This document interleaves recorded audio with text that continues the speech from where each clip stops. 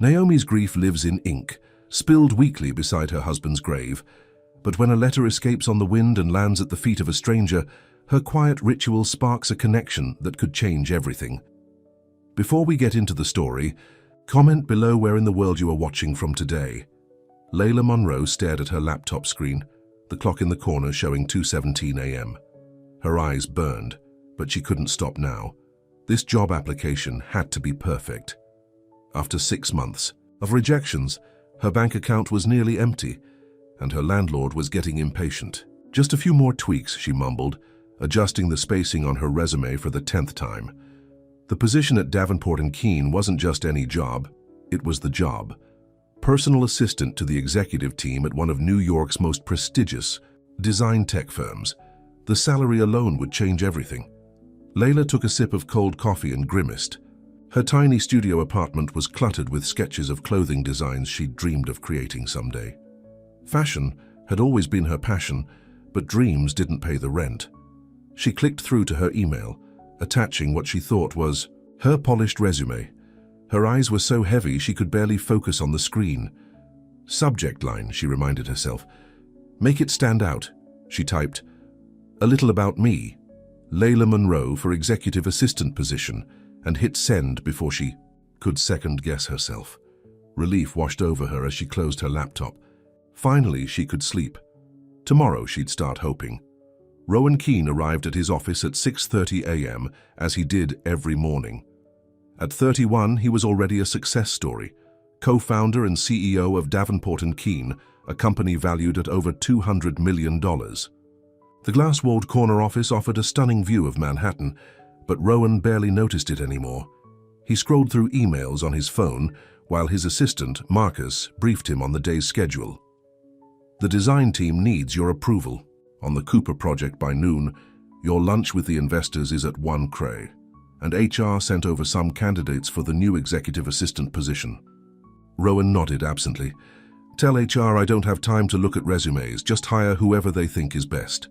Of course, Marcus said, turning to leave. Rowan was about to set his phone down when an email subject line caught his eye. A little about me. Most applicants sent boring, formal subject lines. This one was different. Curious, he opened it, his brow furrowed as he began reading. This wasn't a resume, not even close. April 15th. I got rejected again today. That's the third interview this month that went nowhere. The woman at the agency said I was too creative for an administrative role. What does that even mean? Too alive? Too much? It's the same thing Jake said when he left. You're just too much, Layla. Too much of what? Too much hope, too much heart. Not enough money, that's for sure. Had ramen for the 4th night in a row. Mom called to ask if I needed help again. I said no. I can't keep taking her money. She's barely getting by herself. Rowan should have stopped reading. This was clearly sent by mistake, but something about the raw honesty in the words kept him scrolling. April 28th. Sketched 3 new designs. Today. The red dress with the asymmetrical hemline might actually work, if I ever had the money to make it. If anyone would ever take me seriously. Sometimes I wonder if I'm just fooling myself. Everyone from design school is doing something with their lives. Mia's working for that boutique in Soho. Tyler got picked up by that label in LA. And I'm still here, still invisible, still dreaming while my reality falls apart. Rowan felt something stir inside him, a feeling he couldn't quite name. It had been years since he'd read anything this honest, this unfiltered. May 10th. There's a position open at Davenport & Keene. It's just an assistant job, but it's a foot in the door. The kind of place where dreams actually happen. I'm probably not qualified. I'm probably going to get rejected again, but I have to try. I have this feeling that if I could just get someone, anyone, to really see me, everything could change. Rowan set the phone down, unsettled. The woman who wrote this, Layla Monroe, had no idea her private thoughts were now in his hands. He should delete the email, pretend he never saw it. Instead, he called HR. The applicant named Layla Monroe, he said. Don't consider her for the position. May I ask why, sir? The HR director asked, sounding surprised. Just trust me on this, Rowan said, then hung up. He sat for a long moment staring out at the city. Then he picked up his phone and called the flower shop in the lobby of his building. Layla woke up late, her head pounding from too little sleep. She reached for her phone, checking her email. With bleary eyes. Nothing from Davenport and Keene yet. She'd have to be patient. She shuffled to the bathroom, splashing cold water on her face. As she reached for a towel, a sudden, horrible thought hit her. "No," she whispered. "No, no, no." She raced back to her laptop, fumbling to open it. She checked her sent emails, her heart sinking as she opened the attachment. It wasn't her resume. It was her diary. Pages and pages of her most private thoughts. Her fears, her failures, her broken heart laid bare for strangers to see. "Oh God," she moaned, sinking to the floor. How could she have been so careless, so stupid? Her phone buzzed with an email notification. Davenport and Keene. With shaking hands, she opened it. "Dear Ms. Monroe, thank you for your interest in the executive assistant position at Davenport and Keene. After careful consideration, we regret to inform you that we will not be moving forward with your application at this time. We wish you the best in your future endeavors. Sincerely, Human Resources Department." Davenport and Keene. Layla wasn't surprised. Of course they wouldn't hire someone who couldn't even attach the right file to an email. Someone who'd shared her pathetic private thoughts instead of her qualifications. She spent the morning in bed, too embarrassed to face the world. Around noon, her phone rang. It was the reception desk of her building. "Ms. Monroe, there's a package for you at the front desk." Confused, Layla threw on some clothes and went downstairs. The doorman handed her a beautiful arrangement of wildflowers, not the perfect identical blooms you'd get from a standard florist, but vibrant, unruly flowers that looked like they'd been gathered from a meadow. There was a small envelope attached. Inside was a handwritten note. "The world would be lucky to have someone who feels this deeply. You deserve more than a job. You deserve to be seen." Layla stared at the note, her mind racing. Who was R? And then it hit her. Someone at Davenport and Keene had read her diary. Not just anyone. Someone with money. Someone with power. Someone who felt sorry for her. Anger flared in her chest, replacing the embarrassment. She didn't want pity. She didn't want flowers. She wanted a chance. Before she could talk herself out of it, she grabbed the flowers and headed for the subway. She was going to return them. She was going to face whoever had read her most private thoughts. Rowan was in the middle of a meeting when his assistant knocked on the door. "I'm sorry to interrupt, sir, but there's a young woman in reception insisting on seeing you. She says her name is Layla Monroe." Rowan felt his heart skip. He hadn't expected this. "Tell them I'll be right there." He excused himself from the meeting and headed to the reception area. When the elevator doors opened, he saw her immediately. She stood in the center of the sleek modern lobby, holding the wildflowers he'd sent. She wore jeans and a simple blue top, her dark hair falling in waves around her shoulders. She looked nothing like the polished professionals who usually moved through this space. She looked real. Their eyes met, and Rowan felt something shift inside him. He'd read her words, but seeing her in person was different. She wasn't just words. On a screen, she was a person, fierce and vulnerable all at once. He approached her, extending his hand. "I'm Rowan Keene." Layla stared at him, recognition dawning on her face. "You're R." "I am." She thrust the flowers toward him. "I don't want these." "I understand." "No, you don't," she said, her voice stronger now. "You don't know me. You read something you were never supposed to see, and now you feel sorry for me." "Well, I don't need your pity." Rowan looked at her thoughtfully. It wasn't pity. Then what was it? "Recognition," he said simply. Layla blinked, caught off guard. "Come up to my office," Rowan said. "Please, just for a few minutes, let me explain." Against her better judgment, Layla followed him to the elevator. As they rode up in silence, she stole glances at him. He wasn't what she'd expected. There was something quiet about him, contained. His dark hair was neatly trimmed, his suit perfectly tailored, but it was his eyes that surprised her. They were kind. In his office, he gestured for her to sit. The flowers still clutched in her hands, she perched on the edge of a chair. "I owe you an apology," Rowan began. "I should have stopped reading as soon as I realized what it was, but I didn't." "Why not?" "Because it was the most honest thing I've read in years." Layla stared at him, unsure how to respond. "You wrote about wanting someone to see you," he continued. "I did. I saw someone with passion and heart, someone who deserves more than an assistant job." "You don't know what I deserve," Layla said. "You read a few pages of my private thoughts and think you understand me. My whole life." "No," Rowan admitted. "You're right. I don't. But I understand dreams that seem out of reach." He walked to the window, looking out at the city. "You want to design clothes, you have sketches." Layla felt exposed again. "So," Rowan turned back to her, "I didn't give you the job because I realized I want to give you something else. Something I probably have no right to offer." "What's that?" "A chance, resources to start the fashion line you've always dreamed of. No strings attached, just belief." Layla stood up, her face flushed. "This is crazy. You don't even know if I'm any good." "Are you?"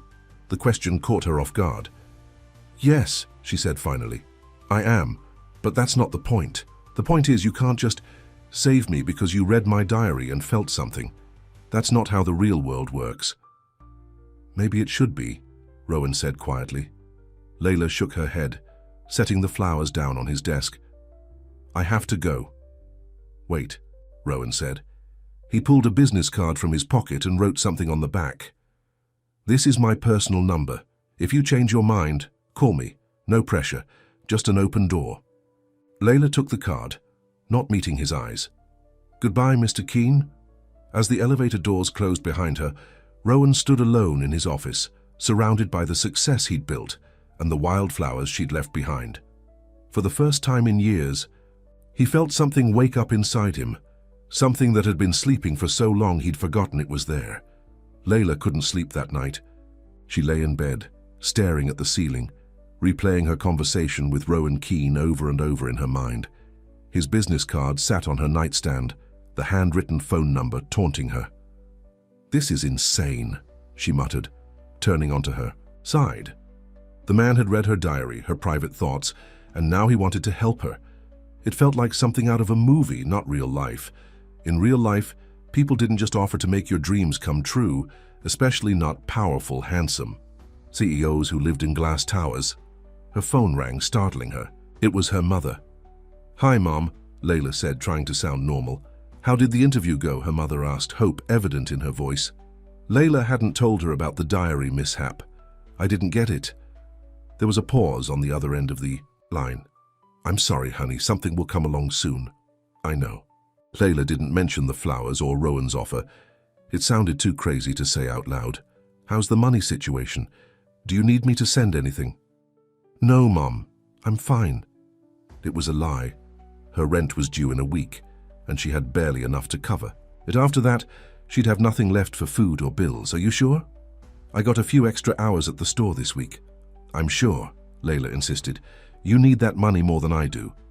Her mother had been working 2 jobs since Layla's father left when she was 12. She'd never let Layla see how hard things were, but Layla knew. After they hung up, Layla looked at her sketches spread across her tiny apartment. They were good. She knew they were good. But good wasn't enough in New York. You needed connections. Money, luck, or a mysterious benefactor who'd read your diary by accident. She picked up Rowan's card and stared at it for a long moment. Then she grabbed her phone and dialed the number before she could change her mind. He answered on the second ring. "Rowan Keene." "It's Layla Monroe," she said, her voice steadier than she expected. "I want to hear more about your offer." The next morning, Layla met Rowan at a small cafe in Chelsea, far from his corporate office. He was already there when she arrived, dressed more casually than the day before in dark jeans and a simple grey sweater. Without the suit, he looked younger, more approachable. "Thank you for meeting me," he said as she slid into the seat across from him. "I'm still not sure why I'm here," Layla admitted. A waitress came to take their order. Rowan asked for black coffee. Layla ordered the same, though she preferred it with cream and sugar. She didn't want him to pay for anything extra. "I've been thinking about how to explain this," Rowan said after the waitress left, "about why I want to help you." "That would be nice," Layla said, "because from where I'm sitting it makes no sense." Rowan smiled slightly. "Fair enough." He paused, gathering his thoughts. "Do you know much about me?" about how I started my company. Layla shook her head. I was 23, fresh out of grad school. My partner, Alex Davenport, and I had an idea for a new kind of design software. We needed funding, but no one would take us seriously. His eyes grew distant, remembering. We were about to give up when we met Gerald Winters, the venture capitalist. Rowan nodded. He read our business plan and saw something in it that everyone else had missed. He gave us the money we needed. No strings attached, just belief. And now you want to pay it forward? Layla asked skeptically. Something like that, Rowan said. But it's more than that. What you wrote in your diary, it reminded me of something I've lost. The hunger, the pure wanting of something so badly it hurts. Their coffee arrived and Layla wrapped her hands around the warm mug, studying him. So here's my offer, Rowan continued. I'll provide the resources you need to create a small collection, 5 or 6 pieces to start. I'll connect you with the right people to help with production, and I'll introduce you to some key players in the industry who can give you real feedback. Why? Because I can. Because I think you deserve a chance. And what do you get out of it? Layla asked, still suspicious. Rowan considered her question. Honestly, I'm not sure. Maybe nothing. Maybe the satisfaction of helping someone. Maybe a reminder of why I started all this in the first place. Layla took a sip of her coffee, wincing at the bitterness. This sounds too good to be true. It's not charity, Rowan said, as if reading her mind. It's an investment. If you succeed, that's my return. And if I fail, then you fail, but you'll have tried. Isn't that worth something? Layla thought about her tiny apartment, her dwindling bank account, her mother working 2 jobs. She thought about her sketches gathering dust, her dreams slipping further away each day. Yes, she said finally, it's worth something. 2 weeks later, Layla stood in a small studio space in the garment district, surrounded by bolts of fabric and dress forms. The space was simple but perfect. Large windows let in natural light, and there was enough room for her to work comfortably. Rowan had been true to his word. He'd arranged everything. The studio, the materials, even an assistant who came in 3 days a week to help with the sewing. He'd introduced her to a pattern maker who had worked with some of the biggest names in fashion. And he'd done it all without making her feel like a charity case. Layla ran her hands over a length of deep red silk, the exact shade she'd described in her diary for the asymmetrical dress. It was surreal, seeing her ideas start to take physical form. The door opened and Rowan walked in. He'd been checking in regularly, usually just for a few minutes at a time. Today he carried 2 cups of coffee. I noticed you don't actually like it black, he said, handing her one of the cups. Cream and 2 sugars, right? Layla took the coffee, surprised. How did you know? I pay attention, he said simply. Something warm unfurled in Layla's chest. She quickly pushed it away. This was business, just business. I wanted to show you something, she said, setting down the coffee and moving to a work table where her sketches were laid out. I've been refining the designs for the collection. Rowan stood beside her, looking at the drawings. He was close, enough that she could smell his cologne, something clean and subtle. These are incredible, he said, studying each sketch carefully. Especially this one. He pointed to the red dress. That's the first piece I'm making, Layla said. I wanted to start with something I feel really confident about. Smart, Rowan nodded. When do you think it will be ready? A few days, maybe a week.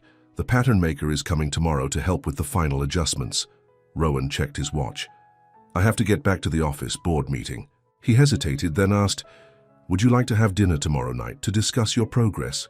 Layla felt her heart skip. Was this still just business? I don't know if that's a good idea.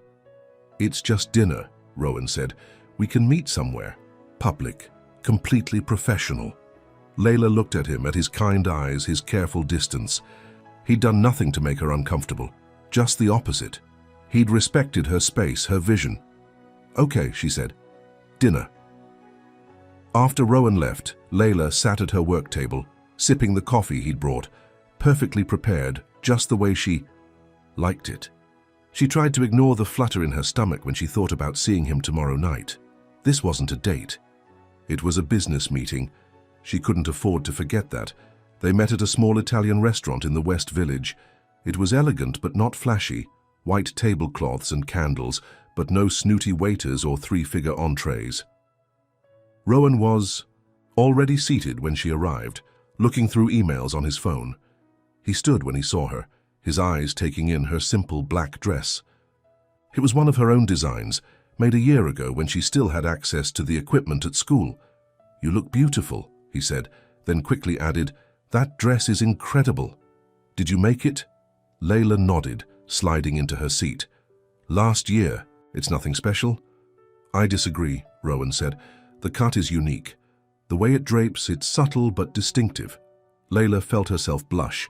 She wasn't used to having her work noticed, especially not by someone who knew what they were talking about. They ordered wine and food, and the conversation flowed more easily than Layla had expected. Rowan told her about growing up in Boston, the son of a literature professor and a nurse. He talked about starting his company, about the early days when he and Alex Davenport had worked out of a tiny apartment, sleeping in shifts because there was only one desk. "What about your family?" Rowan asked. "You mentioned your mother in your—" He stopped, realizing he was referring to her diary. "It's okay," Layla said. "You can say it. My diary. The one you weren't supposed to read." She smiled to show she wasn't angry anymore. "Tell me about her," Rowan said, returning her smile. "She's amazing," Layla said. "She raised me on her own after my dad left, worked 2 jobs to make sure I had everything I needed. She wanted me to go to college, to have opportunities she never had. She must be proud of you." Layla looked down at her plate. "I haven't exactly lived up to her hopes yet. She spent her savings to help me go to design school, and now I'm—" She trailed off.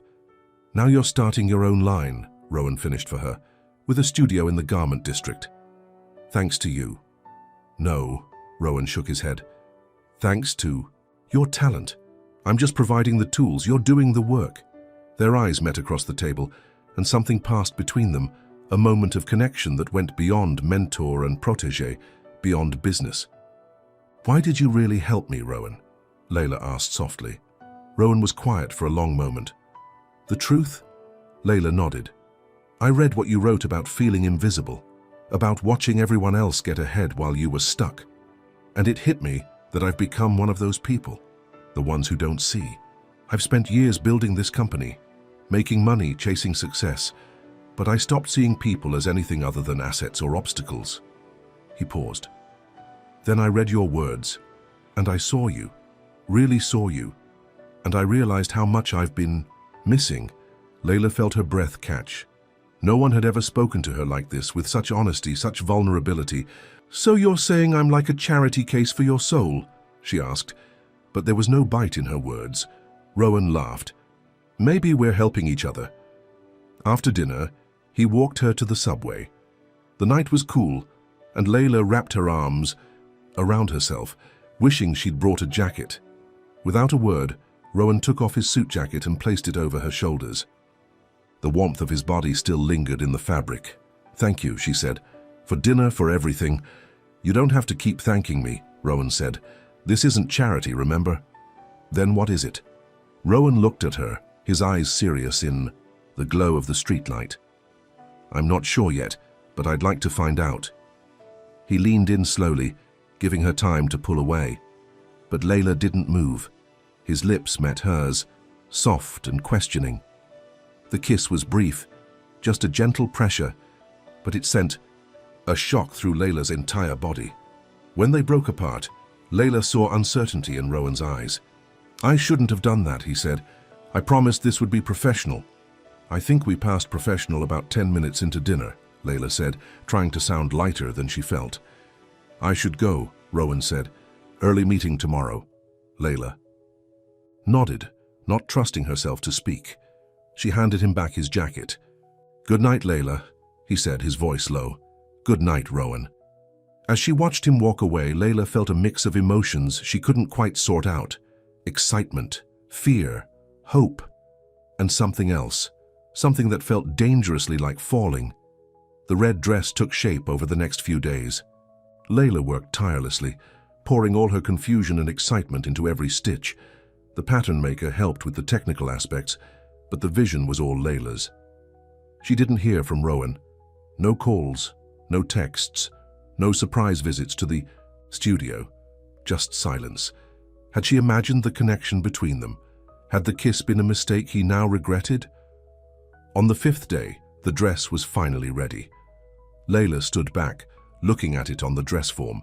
It was exactly as she'd imagined it. Bold yet elegant, with the asymmetrical hemline creating a sense of movement even when still. Her phone buzzed with a text. "Rowan, can we talk?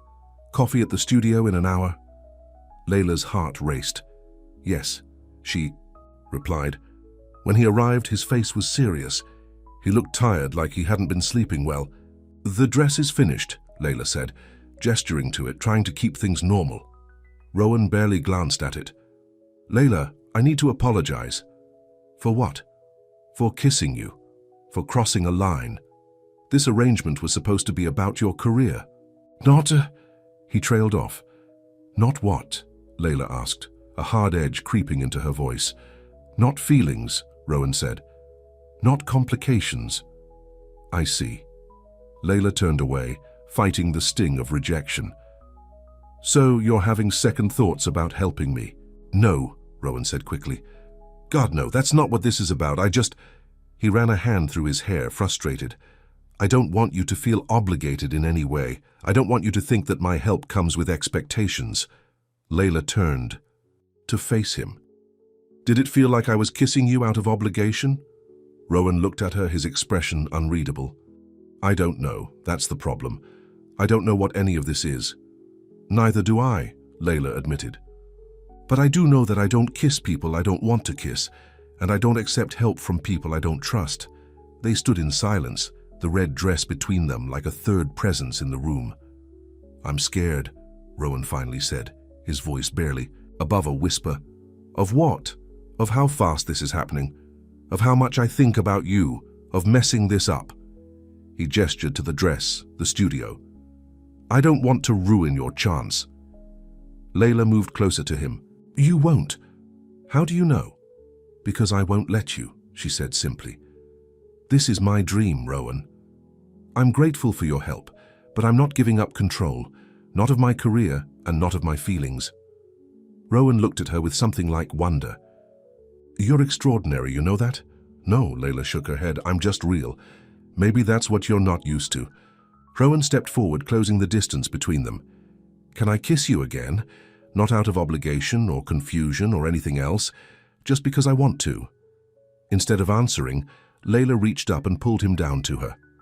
This kiss was different. From their first, deeper, more certain. When they broke apart, they were both breathing hard. "I still don't know what this is," Rowan said, his forehead resting against hers. "Then, let's find out," Layla replied. Together. The next few weeks passed in a blur of activity. Layla threw herself into completing her small collection, working long hours at the studio. The red dress was just the beginning. There was a sleek pantsuit with unexpected cutouts, a flowing evening gown that transformed with movement, and 3 other pieces that showcased her unique vision. Rowan came by regularly, sometimes bringing coffee, sometimes takeout when she worked late. They were careful with each other, navigating this new territory between professional and personal. There were more kisses, quiet conversations, moments of connection that left Layla breathless. But there were complications too. "I have to fly to San Francisco tomorrow," Rowan told her one evening as they sat on the floor of the studio sharing Chinese food. "There's a tech conference. I'll be gone for 3 days." "I'll miss you," Layla said, surprising herself with how easily the words came out. Rowan smiled, reaching over to tuck a strand of hair behind her ear. "I'll miss you too." "Is this crazy?" Layla asked, setting down her chopsticks. "What we're doing? You're basically my sponsor, and here we are." "Here we are," Rowan agreed. "And yes, it's a little crazy, but I've been thinking about it, and I realized something. If we'd met any other way, at a party, through friends, anywhere, I would have wanted to know you. I would have been drawn to you regardless." "How can you be sure?" "Because I've never felt this way about anyone before," Rowan said simply. "And it has nothing to do with your career or my help. It's just you, Layla." She wanted to believe him. She almost did. but there was still a nagging doubt in the back of her mind. What if he was only interested because he'd read her diary? What if he'd created an idea of her in his mind that the real Layla could never live up to? "What are you thinking?" Rowan asked, noticing her silence. "I'm thinking that we still don't really know each other," Layla said. "Not the way people usually do when they start whatever this is." "Then let's fix that," Rowan said. "Let's play a game, truth for truth. You ask me anything and I'll answer honestly, then I do the same." Layla considered it. "Okay, you first. What scares you the most?" Rowan asked. "Easy. Failing," Layla said without hesitation. "Wasting my one chance. Letting down everyone who believes in me." She paused. "My turn. What's your biggest regret?" Rowan was quiet for a moment. "Losing touch with my sister." This surprised Layla. "You have a sister?" "Half-sister, technically. Claire. She's 10 years younger than me. When our father died, my stepmother took her back to England. I was already in college, focused on my future. I told myself I'd stay in touch, visit regularly. But then the company started taking off and I got busy. Calls became less frequent. Visits were postponed." "How long has it been since you've seen her?" 3 years, Rowan admitted. "She's 17 now. We email occasionally, but it's not the same. I missed her growing up." Layla reached out and took his hand. "It's not too late, you know. She's still young." "I know. I'm going to visit her this summer. I already bought the ticket." He squeezed her hand. "My turn again. What's the one thing you've never told anyone?" Layla thought for a moment. "I'm terrified that I don't have what it takes, that all this," she gestured around the studio, "is just delaying the inevitable failure." "I don't believe that," Rowan said. "Not for a second." "You haven't even seen my work on a real person yet," Layla pointed out. Rowan's eyes lit up. "Actually, that gives me an idea. There's a charity gala next week, hosted by the New York Fashion Foundation. I was planning to attend anyway." "What? What if you came with me? And what if the dress you wear is one of your own designs?" Layla's heart raced at the thought. "You mean like a debut?" "Exactly. A soft launch for your brand. I know some key people who will be there. Editors, buyers. I could introduce you." "I don't know, Rowan. I'm not sure I'm ready." "The collection is almost done, right?" he asked. "The red dress is perfect. Wear that. Let people see what you can do." The idea was both thrilling and terrifying. To wear her own design at a high-profile event, to meet people who could help launch her career, it was a chance she couldn't pass up. "Okay," she said finally. "I'll do it." The night of the gala arrived. Layla stood in her apartment, looking at herself in the mirror. The red dress fit perfectly, the asymmetrical hemline creating a dramatic line that showcased her legs, while remaining elegant. She'd kept her makeup simple and pulled her hair back in a sleek bun to let the dress be the focus. Her phone buzzed with a text from Rowan. "Car is downstairs. Can't wait to see you." As she stepped out of her building, she saw not just any car, but a sleek black limousine waiting at the curb. The driver opened the door, and there was Rowan, handsome in a black tuxedo. His eyes widened when he saw her. "Layla," he breathed, that dress is incredible." She smiled, suddenly shy. "Thank you." The ride to the gala was quiet, both of them nervous for different reasons. Rowan reached over and took her hand, his thumb tracing circles on her palm. "Whatever happens tonight," he said, "remember that you belong there just as much as anyone else." The venue was a historic building in Midtown, its grand ballroom transformed with twinkling lights and massive floral arrangements. As they walked in, Layla felt people's eyes on her, on the dress. She stood a little straighter, drawing confidence from Rowan's steady presence beside her. Rowan Keane, a sleek woman in her 50s, approached them, air-kissing Rowan's cheeks. "So glad you could make it. Marissa," Rowan smiled. "I'd like you to meet Layla Monroe." "Layla, this is Marissa Winters, editor-in-chief of Style and Culture magazine." Layla extended her hand, trying to hide her nervousness. "It's a pleasure to meet you." Marissa's eyes roamed over Layla's dress with a professional assessment. "That dress is stunning. Who's the designer?" Layla hesitated, then lifted her chin. "I am," Marissa's eyebrows rose. You? Well, well. It's been a while since I've seen something this fresh. Are you launching a line? She is, Rowan answered before Layla could speak. A small collection to start, very exclusive. I'd love to see more, Marissa said, handing Layla a business card from her clutch. Call my office. We might be able to feature you in our new talent section. As Marissa moved away, Layla turned to Rowan, wide-eyed. Did that just happen? It did, Rowan grinned. And that's just the beginning. Throughout the evening, Rowan introduced her to more people, buyers, designers, influencers. The response to her dress was overwhelmingly positive. By the end of the night, she had a stack of business cards and potential opportunities. I can't believe this, she said as they stepped outside for some air. The night was cool but clear, the stars barely visible above the city lights. It's like a dream. You earned it, Rowan said. Your talent did this, not me. But you gave me the platform, Layla pointed out. Without you, I'd still be sending out resumes and eating ramen. Rowan turned to face her, taking both her hands in his. Layla, listen to me. Yes, I opened a door, but you walked through it. You created that dress. You impressed those people tonight. That was all you. Layla looked up at him, at the sincerity in his eyes, and felt something shift inside her. This man who had every reason to be arrogant, to take credit, was instead lifting her up, making sure she knew her own worth. I think I'm falling in love with you, she said softly, the words escaping before she could stop them. Rowan's eyes widened, and for a horrible moment, Layla thought she'd made a terrible mistake. Then he pulled her close, his arms wrapping around her. I fell for you the moment I read your diary, he whispered against her hair, not because of what you wrote, but because of how you wrote it, with your whole heart. He kissed her then, under the New York sky, not caring who might see. When they broke apart, they were both smiling. Let's get out of here, Rowan said. I want to take you somewhere special. The limousine took them to the Brooklyn Bridge. At this late hour, it was nearly empty. They walked hand in hand along the pedestrian path, the Manhattan skyline glittering across the water. I used to come here when I first moved to New York, Rowan said. Whenever I felt overwhelmed or lost, something about standing between two boroughs suspended over water, it helped me find perspective.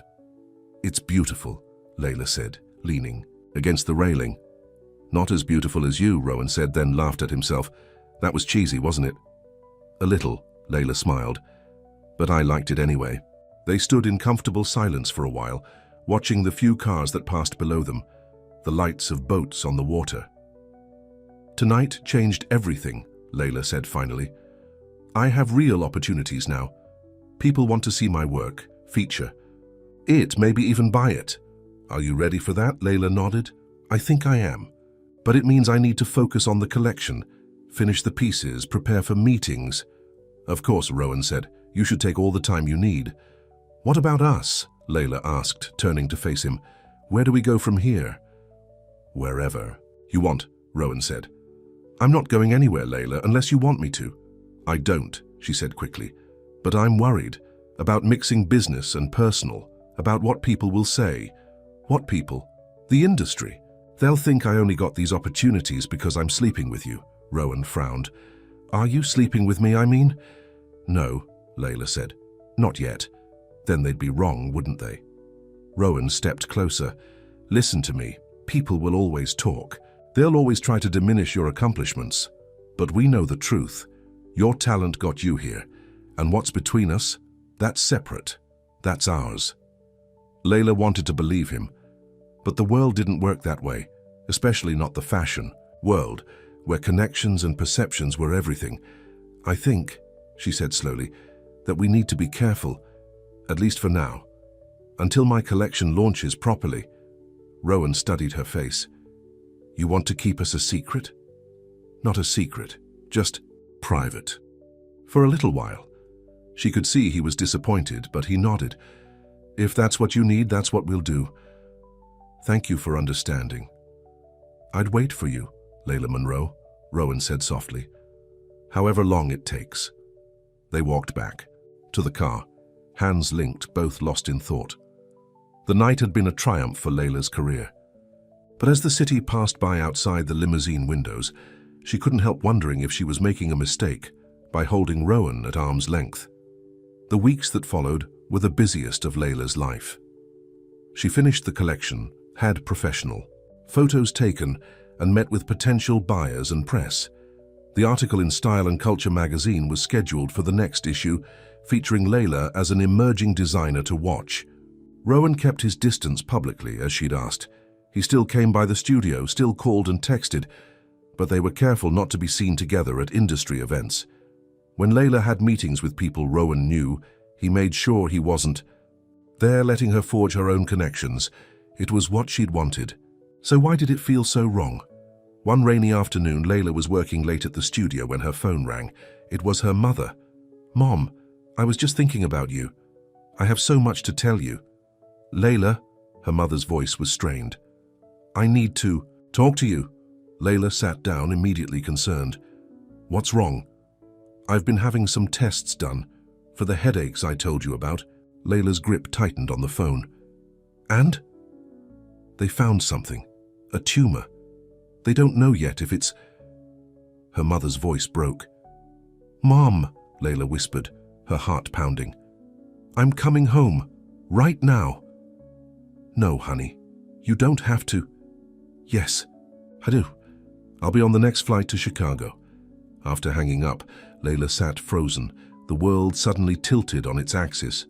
Her mother, the strongest person she knew, the woman who had sacrificed everything for her, was sick, possibly seriously. Sick. Without thinking, she called Rowan. "Layla," he answered immediately. "What's wrong?" "It's my mom," she said, her voice breaking. "She's sick. I need to go to Chicago right away."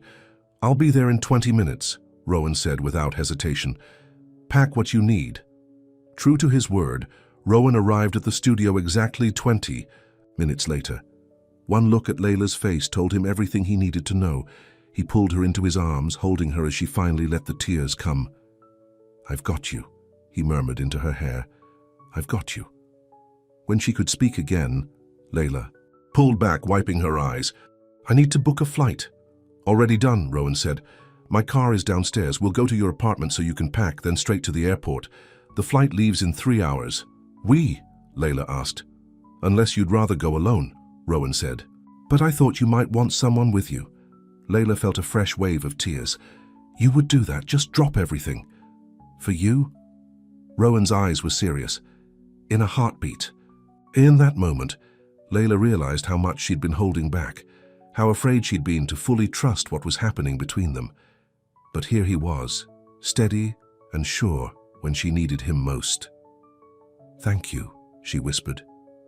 The flight to Chicago was quiet. Layla stared out the window, lost in thought, while Rowan worked on his laptop beside her, occasionally reaching over to squeeze her hand. When they landed, a car was waiting to take them to the hospital. Layla had insisted they go there directly, not even stopping at her mother's apartment first. In the hospital corridor, Layla paused outside her mother's room, suddenly nervous. Rowan sensed her hesitation. "Do you want me to wait out here?" he asked. Layla shook her head. "No, I want her to meet you." They entered the room together. Layla's mother was sitting up in bed, looking tired but alert. Her face lit up when she saw her daughter. "Layla, I told you not to come rushing out here." Layla moved quickly to the bed, hugging her mother carefully. "As if I wouldn't." "And who's this?" her mother asked, looking past Layla to Rowan. "Mom, this is Rowan Keane. Rowan, this is my mother, Eleanor Monroe." Rowan stepped forward, extending his hand. "It's a pleasure to meet you, Mrs. Monroe. I've heard wonderful things about you." Eleanor studied him with interest. "Rowan Keane? The tech company owner?" Rowan nodded, surprised. "You've heard of me?" "I read the business section," Eleanor smiled. "And my daughter has mentioned you, though not as much as she probably should have, judging by the way you two look at each other." Layla felt herself blush. "Mom," Eleanor laughed, then winced slightly. Layla was immediately concerned. "Are you in pain? Should I call the nurse?" "I'm fine," Eleanor assured her. "Just a headache. The doctor should be by soon with the latest test results." Rowan touched Layla's shoulder. "I'll go find some coffee for all of us. Give you two some time to talk." After he left, Eleanor turned to her daughter. He's handsome. And he flew all the way out here with you? He did, Layla said. He's been helping me, Mom, with my designs. He's the reason I have a studio, materials, everything. I see. Eleanor's expression was thoughtful. And is that all he is, a benefactor? Layla sighed. No, it's more than that. But it's complicated. Love usually is, honey. Layla looked up sharply. I didn't say anything about love. Eleanor smiled. Knowingly. You didn't have to. Before Layla could respond, the doctor entered, clipboard in hand. Rowan returned moments later with coffee, standing quietly by the door as the doctor explained the situation. The tumor was benign. It could be removed with surgery, followed by a course of radiation to ensure it didn't return. The prognosis was good. Excellent, even. Layla felt the tension drain from her body, replaced by overwhelming relief. She gripped her mother's hand, tears of joy replacing those of fear. Later, when Eleanor was resting, Layla and Rowan sat in the hospital cafeteria. She's going to be okay, Layla said, still hardly believing it. The surgery is scheduled for next week. That's wonderful news, Rowan said, reaching across the table to take her hand. You'll stay until then? Layla nodded. And probably a few days after, to help her get settled at home. What about you? I know you have the company to run.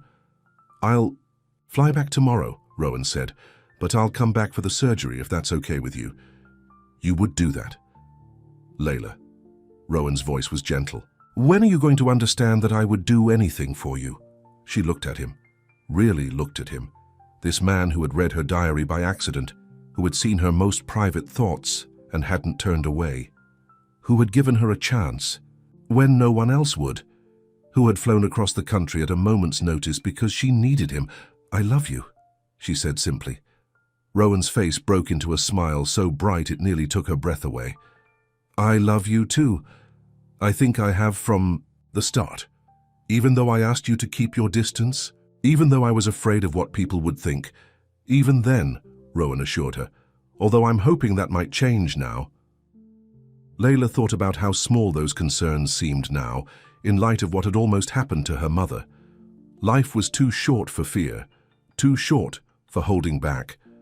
It already has, she said, squeezing his hand. No more hiding. No more worrying about what others think, just us being honest with each other and with the world. Just us, Rowan agreed, lifting her hand to his lips. That sounds perfect to me. Eleanor's surgery was a success. Layla stayed in Chicago for 2 weeks, helping her mother adjust to life at home during her recovery. As promised, Rowan flew back for the surgery, sitting with Layla in the waiting room for 6 long hours, his hand steady in hers. You don't have to stay the whole time, Layla had told him. I know you have meetings. They can wait, Rowan had replied simply. And that was that. When it was time for Layla to return to New York, her mother pulled her aside for a private conversation. That man loves you, Eleanor said, nodding toward Rowan, who was loading Layla's suitcase into the waiting car. Really loves you. I know, Mom. Good, Eleanor smiled. Because I've never seen you look at anyone the way you look at him. Not even Jake. Layla winced at the mention of her ex. Jake was a mistake. Maybe, Eleanor shrugged. Or maybe he was just preparing you for the right one. Layla hugged her mother carefully, mindful of her healing incision. I'll be back in a few weeks to check on you, and you promise to call every day. I will, Eleanor assured her. Now go. Your life is waiting for you in New York. On the flight back, Layla rested her head on Rowan's shoulder, exhausted but relieved. The past 2 weeks had been a whirlwind of emotions, fear, relief, gratitude, and through it all Rowan had been her rock. Thank you, she said softly, for everything. Rowan kissed the top of her head. You don't need to thank me. Yes, I do, Layla insisted, lifting her head to look at him. You've done so much for me, and I've been so afraid to fully accept it, to accept you. What were you afraid of? Rowan asked. Layla thought for a moment. That I didn't deserve it. That one day you'd realize I wasn't worth all the trouble. That you only felt something for me because you read my diary and saw a version of me that doesn't really exist. Layla. Rowan's voice was gentle. The woman I fell in love with isn't just the one in those diary pages. It's the woman who stood up to me in my office, who questioned my motives, who worked tirelessly on her collection, who flew across the country for her mother without hesitation. That's the real you, and that's who I love. Layla felt tears prick her eyes. I love you too, and I'm done being afraid. Back in New York, life moved at a dizzying pace. The article in Style and Culture magazine came out, featuring a full-page photo of Layla in her red dress. The response was immediate and overwhelming. Orders began to come in, not just for the red dress, but for the entire collection. I can't keep up, Layla told Rowan one evening as they sat in her studio surrounded by order forms and fabric swatches. I need to hire staff, find a bigger production space, set up a proper business structure. I know someone who can help with that, Rowan said. Alex Davenport's wife runs a small fashion production company. They specialize in helping independent designers scale up. That would be amazing, Layla said, but I want to be clear about something. I need to do this on my own terms. I want to build this the right way. What are you saying? I'm saying I don't want handouts anymore. I want to pay for services, hire people fairly, get proper investors if needed. Rowan studied her face. You want me to step back from the business side of things? Not completely, Layla clarified. I value your advice, your connections, but I need to know I can do this on my own. Instead of being hurt, Rowan smiled. I'm proud of you, you know that. Most people in your position would just take the easy path. You're choosing the harder one, but it's the right one. So you understand? Of course I do, Rowan said. I'll introduce you to Alex's wife, but the rest is up to you. And for what it's worth, I have no doubt you'll succeed. True to his word, Rowan connected Layla with Sophia Davenport, a no-nonsense businesswoman who took one look at Layla's collection and agreed to help. Within a month, Layla had a small team working for her, a proper production schedule, and her first retail account with a boutique in Soho. Layla's relationship with Rowan grew stronger as well. They no longer hid their connection, appearing together at industry events where Layla was now invited as a designer in her own right. To her surprise, there was little gossip about favoritism or shortcuts. Her work spoke for itself. 6 months. After the night of the charity gala, Layla was preparing for her first official runway show at New York Fashion Week. It was a small presentation, not one of the main events, but it was a foot in the door, a chance to show her expanded collection to a wider audience. The night before the show, Layla was a bundle of nerves. She paced around Rowan's penthouse apartment, where she'd been spending most of her nights lately. What if they hate it? She asked, running her hands through her hair. What if I trip on the runway when I take my bow? What if the models don't show up? Rowan caught her hands, stopping her mid-pace. Hey, look at me! Layla forced herself to meet his eyes. Tomorrow is going to be amazing, he said. Your designs are incredible. The models have all confirmed. And if you trip, I'll be right there to catch you. Promise? Promise. He kissed her softly. Now come to bed. You need rest. As they lay together in the darkness, Layla thought about how far she'd come in less than a year. From desperate job applicant to fashion week designer. From lonely diarist to loved woman. It seemed impossible, yet here she was. I can hear you thinking, Rowan murmured, his arm tightening around her waist. Sleep, Layla. She smiled in the dark, snuggling closer to him. Yes, sir. The day of the show dawned bright and clear. Layla was at the venue early, overseeing every detail of the presentation. The collection had grown to 15 pieces, each one a reflection of her vision. Bold yet wearable, unique yet accessible. Rowan arrived mid-morning with coffee and pastries for Layla and her team. He stayed in the background, offering support when needed but giving her space to direct her show. Layla caught his eye across the room and felt a surge of gratitude. He understood what she needed, even when she didn't say it out loud. The hours flew by in a blur of last-minute alterations, model fittings and lighting checks. Before Layla knew it, it was time. The small venue was packed with press, buyers, and industry insiders. Layla peeked through a crack in the backstage curtain, her heart pounding. Nervous? A voice asked behind her. It was Sophia Davenport. Terrified, Layla admitted. Good, Sophia nodded. Means you care.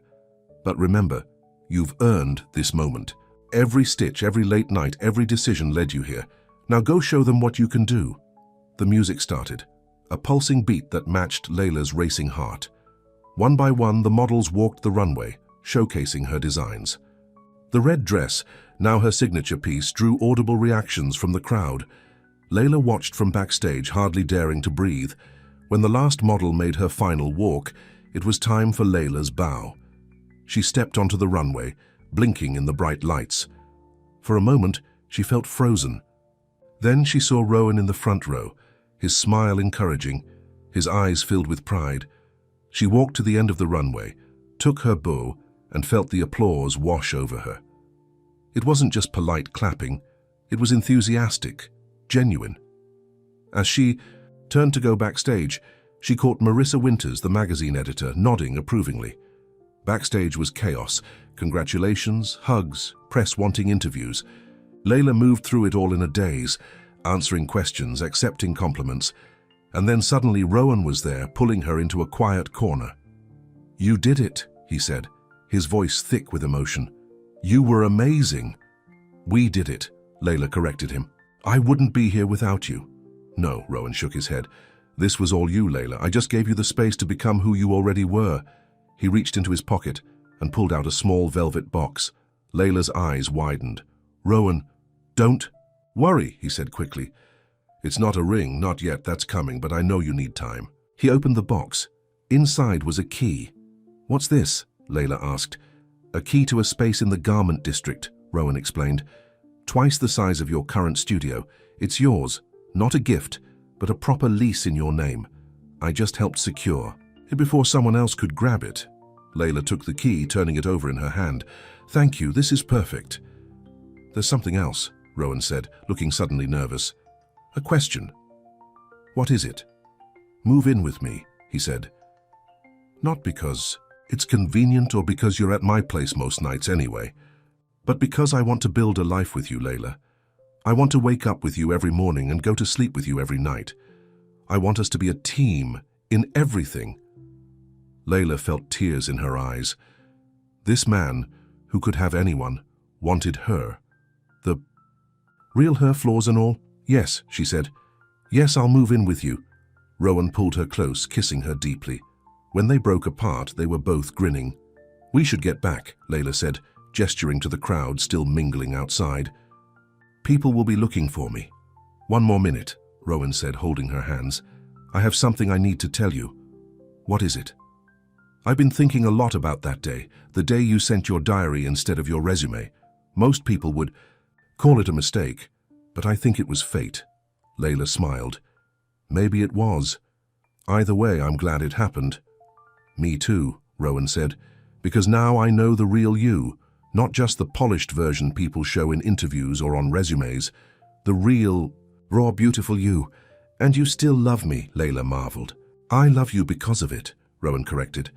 "Because you're real in a world of pretend. And I promise to always see you, Layla, the real you." Layla felt a sense of peace wash over her. All those months ago, she'd written in her diary about feeling invisible, about watching everyone else get ahead while she remained stuck. Now, standing backstage after her first fashion show with the man she loved, she finally felt seen, not just by Rowan, but by herself. 2 months later, Layla sat in her new studio, sketching ideas for her next collection. The first one had been a success beyond her wildest dreams. The red dress had sold out 3 times over. She'd been featured in 2 more magazines and had orders from boutiques across the country. Her phone rang. Her mother. "Hi, Mom, how are you feeling?" "Better every day," Eleanor said. "The doctor says I'm recovering faster than expected, but enough about me. I just saw your interview in Fashion Weekly. My daughter, the rising star," Layla laughed. "Hardly a star yet, but I'm getting there." "And how's Rowan?" Eleanor asked, the smile evident in her voice. "He's good. Great, actually. We're talking about taking a vacation next month. Maybe coming to see you." "I'd like that," Eleanor said. "He makes you happy, doesn't he?" "He does," Layla confirmed, "in ways I never expected." After they hung up, Layla walked to the large windows of her studio, looking out at the busy street below. Her life had changed so completely in less than a year. All because of a mistake, a tired, distracted moment when she'd attached the wrong file to an email. Her phone buzzed with a text from Rowan. "Dinner at that little Italian place tonight? The one where I first told you I was falling for." "You," Layla smiled, typing back. "Perfect. See you at 8. Love you." She set her phone down and returned to her sketches. But after a few minutes, she pushed them aside and pulled out a notebook. A new one, leather-bound and beautiful. Rowan had given it to her on the day she moved in with him. "For new thoughts," he'd said. "New dreams, new plans." Layla opened it and began to write. October 15th. "Sometimes the things we think are mistakes turn out to be the best things that ever happened to us. A year ago, I was desperate, broke, and lonely. Today, I have my own fashion line, a beautiful studio, and a man who loves me for exactly who I am.